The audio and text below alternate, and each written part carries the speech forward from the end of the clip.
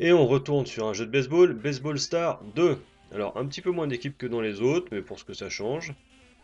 Alors on a un style graphique qui a un petit peu changé, on est vraiment dans un style un petit peu genre comics années 50-60 je trouve. Moi vraiment c'est un esthétique qui me parle, que j'aime bien. Les inserts comme ça de petites caméras sont assez chouettes, de caméras dynamiques. On voit nos personnages en haut et en bas, ce qui est assez sympa. La prise en main se fait plutôt bien, comme on peut le voir, la défense est plutôt chouette. Alors même si le système de lancer est peut-être un peu perfectible, le fait que la défense soit assez performante et assez agréable à jouer, ça change vraiment la perception qu'on a du jeu quand on lance, quoi. Après, la batte, ben, tout est une question de timing au final, on a des superbes effets. J'aime beaucoup l'effet du home run. Bon, le petit côté arc-en-ciel, c'est peut-être un peu flashy, mais en dehors de ça, c'est assez cool.